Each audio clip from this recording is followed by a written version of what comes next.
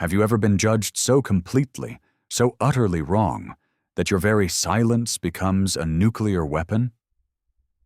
Before we dive into a story that will make your blood boil, and then stand up and cheer, do me a favor. Hit that subscribe button and turn on notifications, because you are not going to want to miss what happens next. And trust me, you're going to have something to say. So get ready for the comments section. Jesus Christ, look what the diversity quota dragged in. Did you even pass remedial high school math? The words, dripping with the casual cruelty of unearned power, sliced through the cathedral-like silence of Innovate Dynamics' top-floor boardroom.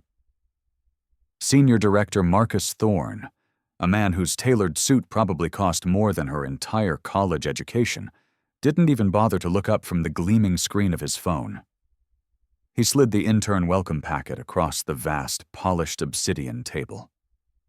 The gesture wasn't just dismissive, it was an act of erasure. Amelia Amy Vance, 25 years old, sat perfectly, unnervingly still. The blazer she'd bought on clearance from a discount store felt like a cardboard costume. Her scuffed but sturdy leather portfolio, a gift from her late grandmother, rested on her lap like a shield. Around the table, 7 other interns, all bright-eyed, all from Ivy League schools, all white, shifted in their $1,000 chairs, a ripple of collective discomfort they did nothing to quell. Marcus reached for his custom monogrammed coffee mug, then, with the theatrical clumsiness of a silent film villain, seemed to stumble. The heavy ceramic cup tipped, a perfect, slow-motion disaster. A river of scalding black coffee surged across the table, heading directly for Amy's feet, and the single printed copy of her resume she'd placed beside her portfolio. "Oops," he smirked, the smile as thin and sharp as a razor wire. Might want to clean that up before the real executives arrive. Amy's hands, resting in her lap, didn't so much as twitch as the bitter-smelling liquid soaked the edges of her resume, the ink bleeding into a sad, gray blur. She watched the dark fluid pool around the worn toes of her sensible flats.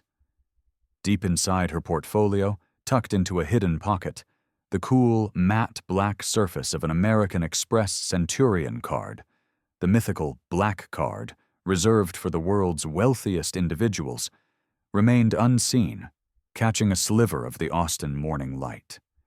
What do you think you would do in that moment? Let me know in the comments below. 9:03 a.m. The digital clock on the wall, a sleek, minimalist display, seemed to mock her. 8 hours and 57 minutes until the real board meeting. Marcus Thorne, satisfied with his opening salvo, leaned back in his ergonomic throne, addressing the other interns as if Amy were a ghost, a piece of furniture, a stain on the carpet to be dealt with later. "Now that we've gotten the formalities out of the way," he began, his eyes flicking toward Amy with theatrical disdain. "Let's discuss what it really takes to succeed at Innovate Dynamics. This isn't a classroom. This is the big leagues." His gaze lingered on her again. Some of you might find the pace challenging. Tiffany Croft, a blonde intern from Stanford, whose father was a senior partner at a competing firm, let out a delicate, well-bred giggle behind her perfectly manicured hand. With a practiced subtlety she clearly thought was invisible, she angled her phone on her lap, the screen already glowing with the interface of a live stream. A soft ping, barely audible, signaled that her audience was already gathering. The caption she'd typed before the meeting began read, "Day 1 at Innovate. Watching the diversity hire try to keep up. This is going to be hilarious. Corporate life. Diversity hire fail." Amy, seemingly oblivious, opened a worn, simple notebook and began to write.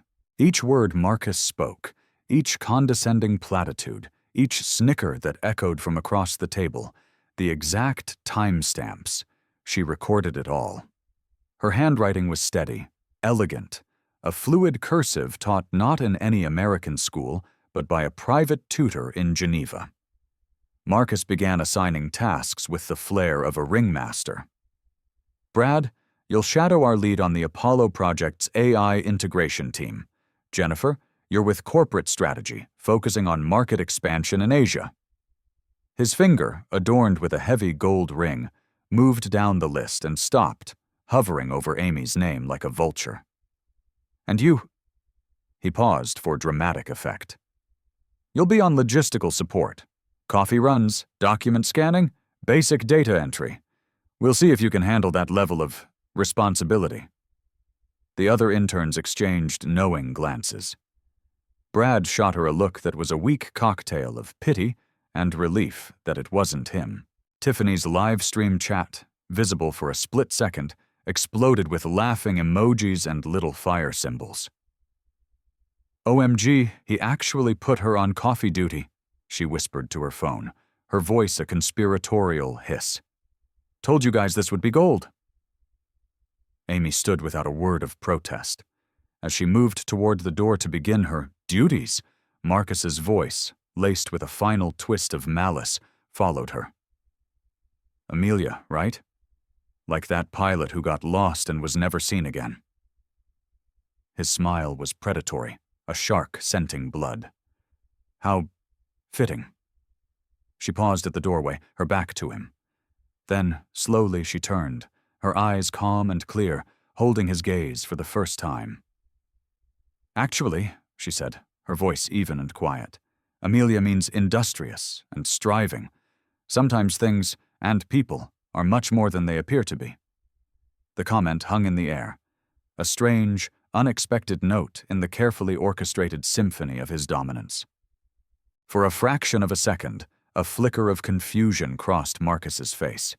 Then, just as quickly, it was gone, replaced by his usual arrogant dismissal. He had already forgotten her, but she would make damn sure that by the end of the day, he would never forget her name. 10:15 a.m., 7 hours and 45 minutes remaining. The executive assistant, a woman named Patricia, who had perfected the art of looking both bored and stressed simultaneously, barely glanced up from her triple monitor setup when Amy approached her desk. Coffee orders are on the whiteboard, she said, her voice flat. And get them right. Mr. Thorne doesn't tolerate mistakes. From anyone. Amy studied the list. 15 different orders, each a monument to caffeine-fueled neurosis. Marcus's was circled in angry red ink. Quad-shot Americano, Colombian beans only, exactly 175 degrees. Don't screw this up, intern. Downstairs, in the bustling artisan coffee shop that served the corporate tower, Amy waited in line. Her phone, a simple nondescript model, buzzed discreetly in her pocket. The screen lit up with a notification from a secure, encrypted app. Vance Capital, Q3 portfolio analysis ready for review. She glanced around the crowded cafe before quickly silencing it. A second message followed almost immediately. Amelia, your 6 p.m. presentation materials are finalized. Should I have James prep the private jet for the return to New York tonight? Your EA, Chloe. She deleted both messages without a trace and focused her attention on the 15 complex coffee orders. Back on the 52nd floor, Amy distributed the drinks with a quiet, unnerving efficiency. When she reached Marcus Thorne's glass-walled office, she knocked softly. Finally, he barked, not looking up from his computer. Set it down and get out. I have actual work to do. As Amy placed the steaming cup on a coaster on his desk, she noticed his screen. It was an email chain with the subject line, "The Quota Problem." Her eyes, blessed with a near-photographic memory, scanned the text in less than 2 seconds. She captured the sender names, the timestamps, the entire conversation thread. Marcus was discussing strategies with 2 other department heads on how to mitigate the impact of HR's diversity mandate on performance standards. Is there something wrong? Marcus's voice was sharp, annoyed that she was still standing there. No, sir, she replied, her voice a perfect mask of subservience. "Is there anything else you need?" "Yeah," he sneered. "Stay out of my way." 11:30 a.m. 6 hours and 30 minutes remaining. Amy's next assignment was the digital archiving room, a cold, windowless space in the building's core, filled with the hum of high-volume scanners and industrial servers. Other employees passed by the open door. Some offered her brief, sympathetic glances. Others stared openly, their faces a mixture of curiosity and pity. The office gossip network was clearly already buzzing. Mr. Henderson, the elderly janitor who had been with the company since it was a small startup, wheeled his cleaning cart past the doorway. He'd worked these floors for 2 decades, invisible to most of the high-flying executives who saw him as part of the furniture. But when he saw Amy, meticulously organizing digital files with a speed and precision that was almost robotic, he paused. He'd seen Marcus Thorne break a dozen bright young hires before. "You okay, miss?" he asked, his voice raspy but kind. Amy looked up, genuinely surprised by the warmth in his tone. "I'm fine, thank you." "I've seen a lot of interns come through here," he continued, adjusting his cart. "Most of the ones Mr. Thorne takes an interest in. They don't last the first week." He looked her in the eye. "You seem different." Before Amy could respond, Tiffany Croft appeared, her phone held high, still recording. "Still alive in here? I honestly thought you'd have run home crying by now." The live stream now showed over 2,000 viewers. The comments were a torrent of cruelty and morbid curiosity.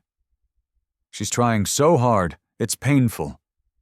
"LOL, this is better than reality TV. Someone just tell her to quit."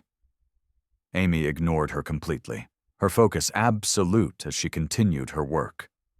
Each document was scanned, named according to a complex protocol, and filed in the correct encrypted directory with flawless accuracy. "My followers are taking bets on how long you'll last," Tiffany taunted, stepping closer. "Most are saying you won't make it to lunch. Maybe you should consider a different career, something more suited to your background." "And what background would that be, Tiffany?" Amy's voice remained level, almost conversational, which seemed to unnerve Tiffany more than shouting would have. Tiffany's practiced smile faltered for a moment. "You know, something more hands-on, less cerebral." Mr. Henderson stepped forward, placing his cart between Tiffany and Amy, a silent, protective gesture. "The young lady is doing her work. Maybe you should go find some of your own to do." Tiffany rolled her eyes dramatically for her audience and flounced away, her phone still streaming. Her viewer count had just jumped to 3,000. What would you say to someone like Tiffany? I really want to know what you think, so drop it in the comments. 12:45 p.m., 5 hours and 15 minutes remaining. The lunch break offered no reprieve. It was an extension of the morning's torture. Amy sat alone in the sprawling, glass-walled cafeteria, picking at a sandwich while discreetly reviewing her notes on her phone. All around her, clusters of employees whispered and pointed in her direction. Marcus Thorne's booming voice carried from a nearby table, where he was holding court with 3 other department heads. "Honestly, I don't know what HR was thinking," he guffawed. "We're running a multi-billion-dollar tech firm, not a social welfare project." His audience of sycophants chuckled appreciatively. "The girl can barely handle a coffee order. How is she supposed to comprehend quantum computing applications?" A department head named Sarah, whose last name was also Vance, no relation, nodded vigorously. "The board's pressure for these diversity initiatives is getting out of hand. We need qualified candidates, not social experiments." Amy's thumb moved silently across her phone's screen, typing into a secure note-taking app. Names, direct quotes, witnesses. A precise, time-stamped record of systematic, casual discrimination. Her phone vibrated with another encrypted message. "Board meeting confirmed for 6 p.m. sharp. All materials are ready. Will you require the private elevator access, Amelia?" James. She glanced around the bustling cafeteria, then typed a quick reply. Standard elevator is fine, maintaining cover until the meeting. At a table across the room, Tiffany was still live streaming, her phone propped up against a bottle of expensive sparkling water. The chat was now filled with betting odds on whether Amy would return after lunch. But hidden in the far corner, someone else was watching with a different kind of interest. David Chen, a mid-level security guard, had been with the company for a decade. He recognized Amy from somewhere, but he couldn't place it. It wasn't her face, but her bearing. The unnatural calm, the quiet confidence in the face of relentless humiliation. It was familiar. He'd seen it before in high-stakes poker players and special forces soldiers he'd known in his previous life. His supervisor walked by. "Everything quiet up here, David?" "Yeah," David replied, his eyes still fixed on Amy. "Just keeping an eye on things." The clock on the cafeteria wall ticked past 1 o'clock. 5 hours until Amy Vance's real purpose would be revealed. 1:30 p.m. 4 hours and 30 minutes remaining. The afternoon brought a new, more exquisite form of humiliation. Marcus had assembled what he called a spontaneous educational demonstration in the main project room. 30 employees were crowded around a massive smartboard, including the department heads from lunch and several junior developers eager to curry favor with the powerful director. "Today," Marcus announced, his voice booming with false magnanimity, his eyes locked on Amy. "We're going to review some basic coding principles, starting with our new intern's understanding of our foundational architecture." Tiffany positioned her phone for the perfect streaming angle. Her viewer count had swelled to over 5,000. Comments were flying. "This is brutal. Is this even legal? Someone from HR needs to stop this. This is corporate bullying gone viral." "Amelia," Marcus began, his question a carefully laid trap designed for maximum public embarrassment. "Can you please explain the core principles of recursive algorithms to the group?" "A recursive algorithm," Amy began, her voice clear and steady, "is a method of solving a problem where the solution depends on solutions to smaller instances of the same problem. It has two main parts: a base case, which is the condition under which the recursion stops, and a recursive step, where the function calls itself with a modified input." Her answer was precise, textbook perfect, delivered with the clarity of a seasoned professor. Marcus's smile tightened. A lucky guess. He decided to escalate. "Fine. How about you explain the difference between heap and stack memory allocation?"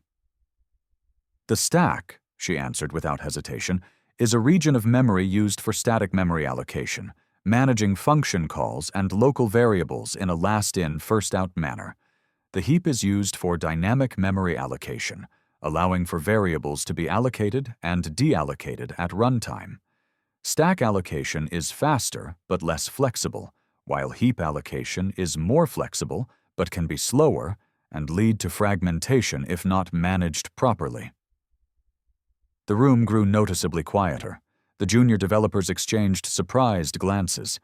This wasn't the fumbling, incompetent intern Marcus had described. "Market capitalization," he barked, throwing out a finance term to catch her off guard. "While not a coding principle," she replied smoothly, "market capitalization is the total market value of a company's outstanding shares, calculated by multiplying the number of shares by the current market price per share. It's a metric of corporate size, not necessarily its underlying health or technology." The tone of Tiffany's live stream chat began to shift. Wait, she actually knows this stuff. Plot twist. Marcus looks rattled, but Marcus was a bully, and bullies double down when challenged. He wasn't finished. He strode to the smartboard and pulled up a block of highly complex proprietary code from their most advanced project. "Since you're so confident, walk us through this module. Explain its function to everyone here." This was his kill shot. This code was notoriously difficult, a piece of programming so elegant and convoluted that only 3 senior engineers in the entire company truly understood it. He was setting her up for a spectacular, unrecoverable failure. Amy approached the screen. Around her, employees leaned forward, their own phones now out, recording what was sure to be a car crash. She studied the dense block of code for no more than 15 seconds. Then, she began speaking with a quiet authority that commanded the room's absolute attention. This module is an optimization algorithm for our quantum computing simulations. The operating function shows a flaw in its memory management. It's creating a significant memory leak under high-load conditions, which is likely the cause of the system crashes we've seen in the last quarter. She pointed to a specific line of code. The error is right here. The pointer is being dereferenced incorrectly. If you were to replace this line with a simple null check before the allocation call, you would not only patch the leak, but also increase processing efficiency by an estimated 14.8%. Her analysis was flawless. It was more than flawless. It was a level of insight that left even the senior engineers in the crowd completely stunned. She hadn't just understood the code. She had identified and solved a multi-million-dollar problem that had been plaguing the company for months. Marcus's face flushed a deep, blotchy red. "Anyone can memorize definitions and get lucky," he snapped, his voice cracking with fury and embarrassment. "Real success in this business requires instinct. It requires connections. It requires the right breeding, things you can't fake." The word breeding hung in the air like a toxic gas. Several employees gasped. This had crossed a line from bullying into something far uglier. Tiffany's live stream chat exploded with outrage. "Did he just say breeding? This is straight-up racism. Someone screen record this. This is evidence." 2:45 p.m., 3 hours and 15 minutes remaining. The public humiliation had backfired spectacularly, making Marcus more cornered and therefore more dangerous. He retreated to his office with his 2 closest allies, Sarah Vance and another director named Michael Torres, plotting his next move. "She's making me look like a fool." Marcus's voice, raw with rage, carried through his partially open door. "We need to get rid of her. Now, before she causes any more problems." Amy passed by, ostensibly on her way to the scanner room, her steps silent on the plush carpet. She paused just out of sight, listening. "Claim she's disruptive," Sarah suggested, her voice a low hiss. "Insubordinate. We have plenty of witnesses who will back us up." "Even better," Michael added. "Say she was trying to access sensitive files. A security risk. That's grounds for immediate termination. No questions asked." Marcus's laugh was a cruel, ugly thing. "I like that. Frame it as a corporate espionage risk. Legal will have our backs all the way." Amy's phone vibrated. A text from an unknown number. "Ms. Vance, this is David Chen from Building Security. We need to talk. Staff break room, level 48. It's important." She made her way to the lower floor, finding David waiting with 2 cups of coffee and a grim expression. "I remember where I've seen you before," he said quietly, handing her a cup. 3 months ago, you did a quiet walkthrough of this building with the founders of Vance Capital. You were asking about security protocols, server room access, employee satisfaction metrics." Amy's composure didn't break, but her eyes sharpened, acknowledging his statement. "I've been watching what's happening upstairs," David continued, his voice low. "That live stream has almost 10,000 viewers now. People are recording everything. But Thorne is planning something. I just got a call from his assistant, asking me to pull the security logs for the restricted server room, claiming an intern was seen trying to access it." "What time was I supposedly seen there?" Amy asked, her mind already working several steps ahead. "Around noon. During your lunch break," David said. "It's a complete fabrication, but it'll be his word against yours, and they'll lock it down before you can prove otherwise. He's meeting with HR at 4 o'clock to file the official complaint. Amy checked her watch. It was 3:15. 1 hour and 45 minutes until the board meeting. 45 minutes until Marcus's ambush. "David," she said, her voice dropping to a near whisper. "I need a favor. I need administrator-level access to the building's entire CCTV system." His eyebrows shot up. That's my job on the line." "I know," she said, meeting his gaze, "but it's for a good reason. I need everything from today, every camera, every angle, especially Marcus Thorne's office, this conference room, and the cafeteria." "Why?" he asked, still hesitant. Amy's smile was the first genuine one she'd shown all day, and it was terrifying. "Because sometimes," she said, "the truth needs an audience." 3:50 p.m., 2 hours and 10 minutes remaining. Amy returned to the 52nd floor to find a scene of controlled chaos. An anonymous tip had alerted the company's social media team to Tiffany's live stream. Shoar was now in full panic mode, trying desperately to contain the PR nightmare as the video went viral across every major platform. The hashtag #TorqueInnovateDynamics. Bullying was trending nationally. But Marcus, blinded by rage and arrogance, was undeterred. The viral attention only made him more vicious, more determined to crush her.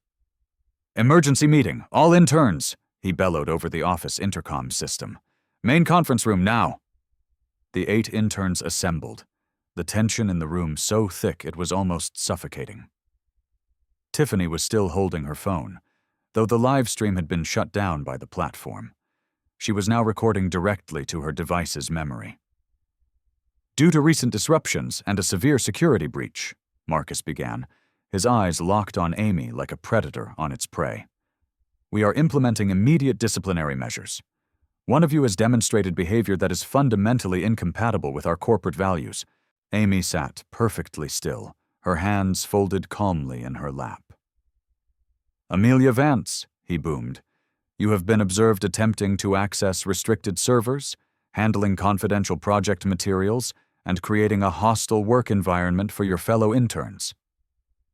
The accusation was so outrageously false that even the other interns, who had been complicit in their silence all day, looked confused.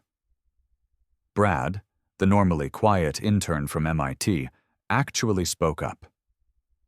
"Sir, with all due respect, Amy hasn't done anything like that. She's been helping all of us with our project briefs."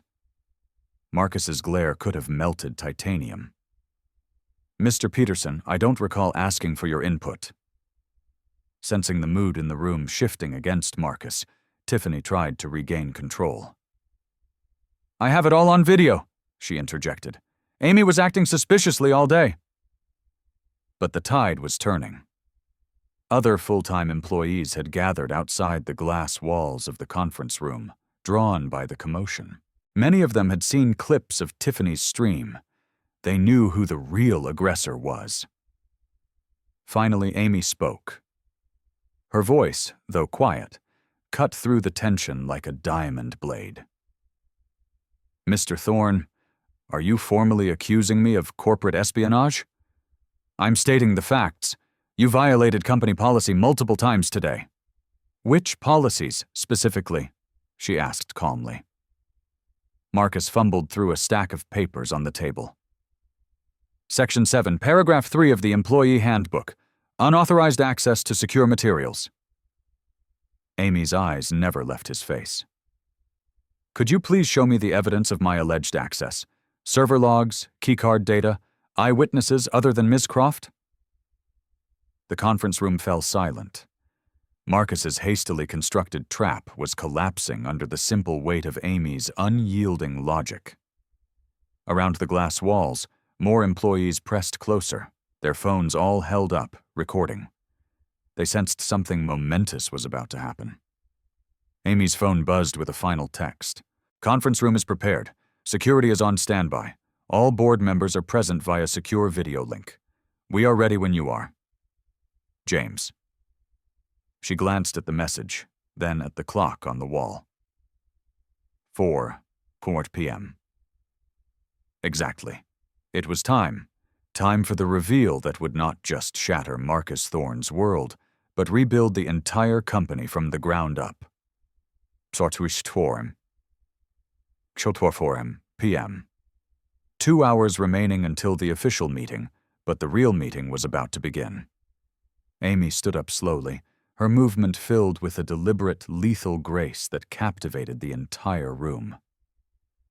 The assembled crowd held its breath as she walked not to Marcus's laptop, but to the room's main control panel, her fingers dancing across the touchscreen interface. "What are you doing?" Marcus's voice was a half-strangled squawk. "Get away from there! That's company property!" "I'm just accessing some company property of my own," Amy said as the room's massive 8K display flickered to life. It didn't show Marcus's emails. It showed the login screen for the company's most secure server, the executive-level administrative backend. "That's impossible," Marcus stammered. "You need a Level 7 clearance and biometric authentication to even access that screen." "You do," Amy said, as she placed her thumb on a small, unmarked scanner on the console. The screen flashed, "Access granted. A. Vance." "But I don't." The projection screen filled not with emails, but with a live feed, a video feed. It showed the office of the CEO of Innovate Dynamics. And sitting behind the desk was an older gentleman who suddenly looked terrified. "Mr. Peterson," Amy said, her voice now amplified by the room's integrated sound system, carrying a new, profound authority that sent a shockwave through the crowd. "Thank you for keeping my seat warm." The room erupted in gasped confusion. Marcus staggered backward, his face a mask of disbelief. Who the hell are you?" Amy reached into her worn leather portfolio. She pulled out her simple phone and connected it to the console. She put a call on speaker. A crisp, professional voice answered immediately. "James, how are we looking?" "All board members are patched in and observing, Ms. Vance. Legal and HR are standing by with the termination protocols you requested. The acquisition press release is scheduled for 6:05 p.m. Ms. Vance, the name, now connected to this impossible display of power, hit the room like a physical blow. Tiffany's phone slipped from her trembling fingers and clattered to the floor, the screen cracking. Amy finally turned to face Marcus directly.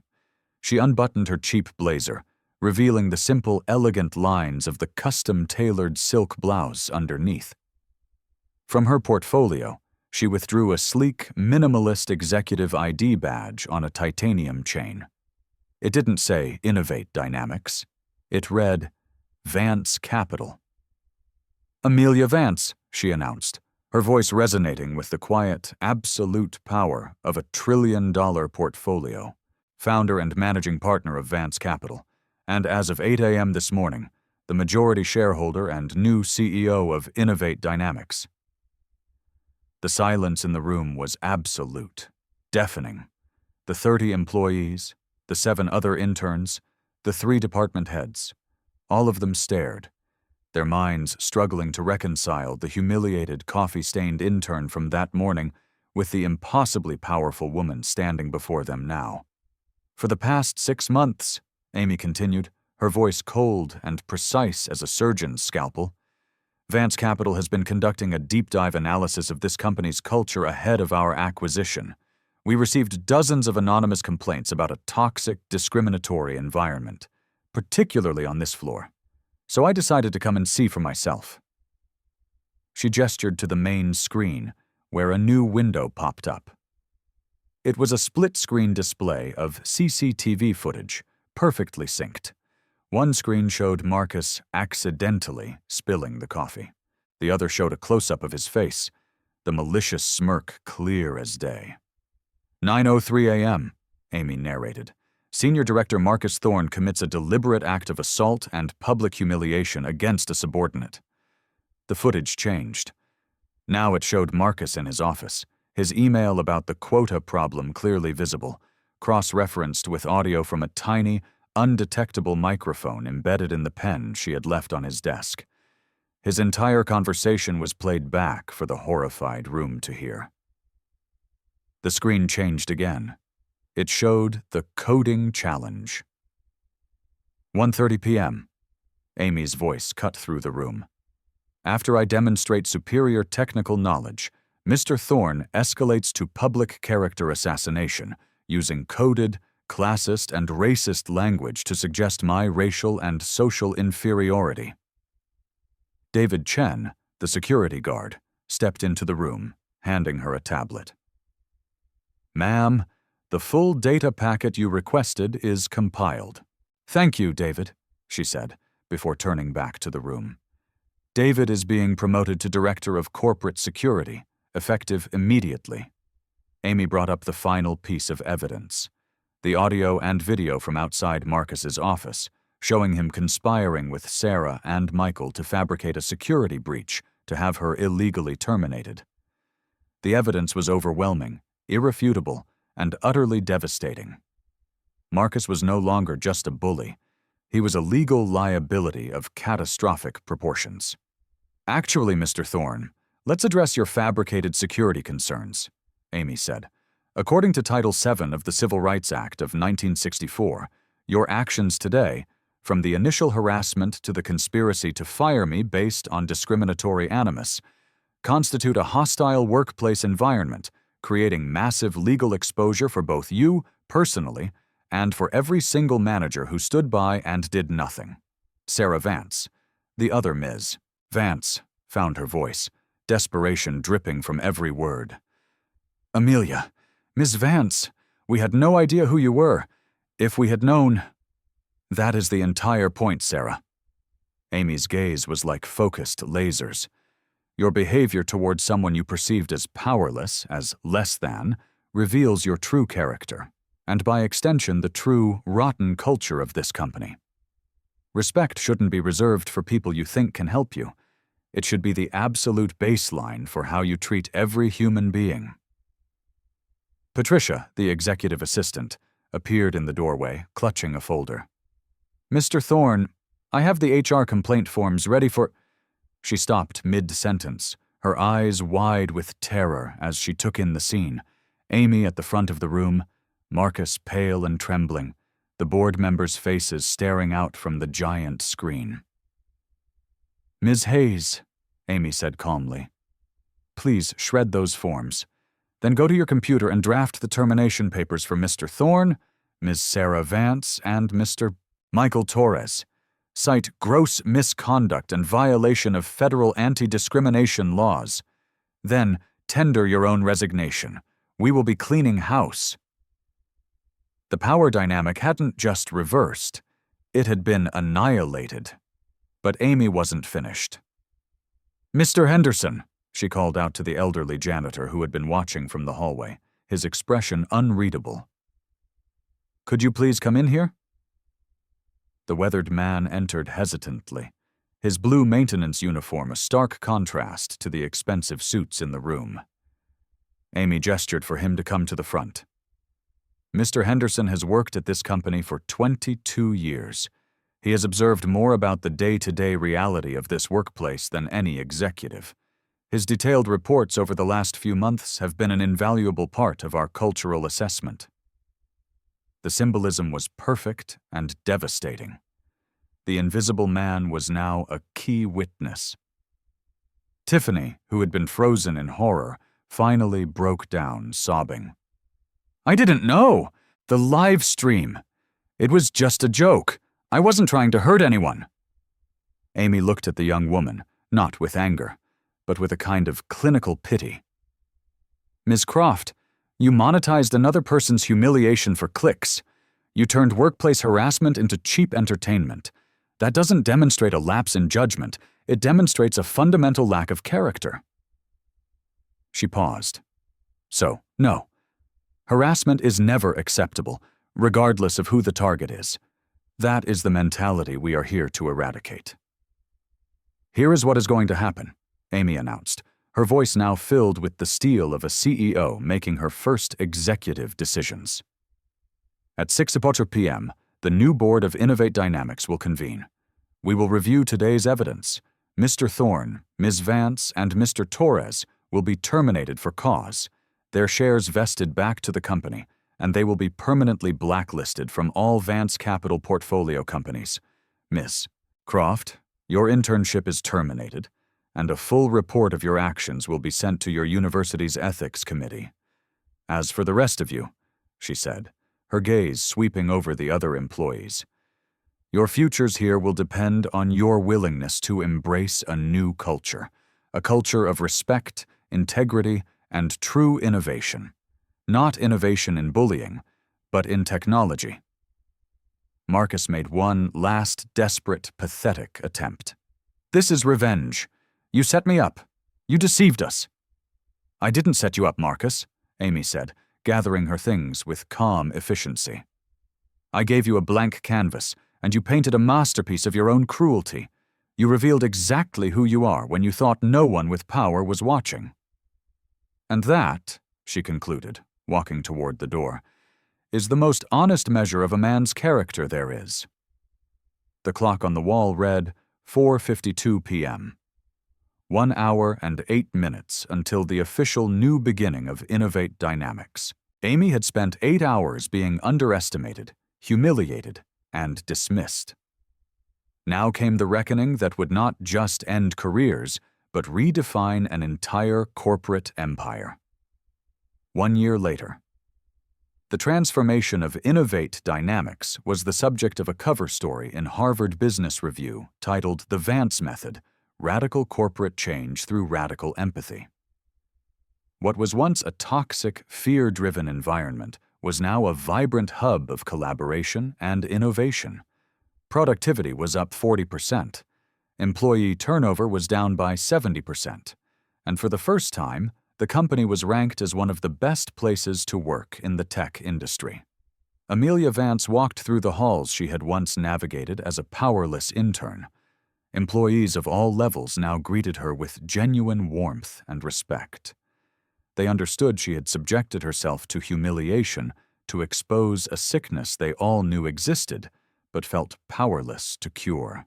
The Henderson Initiative for Opportunity, a multi-million-dollar scholarship fund Amy had established in the janitor's name, had sent its first cohort of 50 underprivileged students to top STEM universities. Mr. Henderson himself, now retired but serving as the fund's paid chairman, reviewed every application, looking not just for grades, but for character. Marcus Thorne was a ghost. His viral humiliation had made him unemployable in the industry. His LinkedIn profile was a barren wasteland. Tiffany Croft, after being expelled from Stanford, had released a widely viewed public apology and now worked for an anti-bullying nonprofit, her redemption arc a testament to the fact that accountability can lead to change.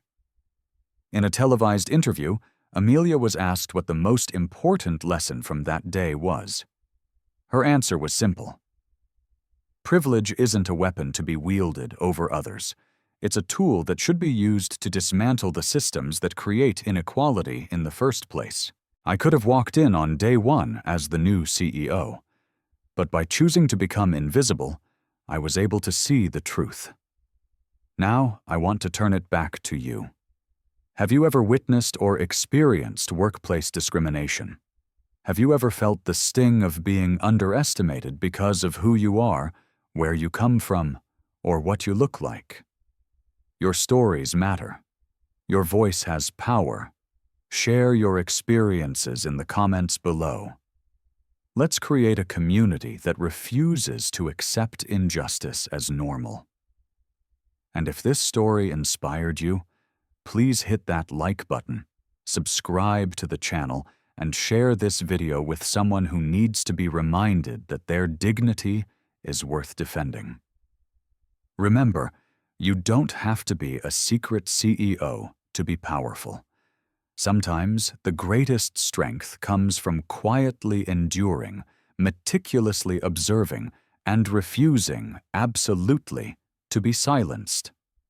Your moment to speak truth to power could be just one comment away.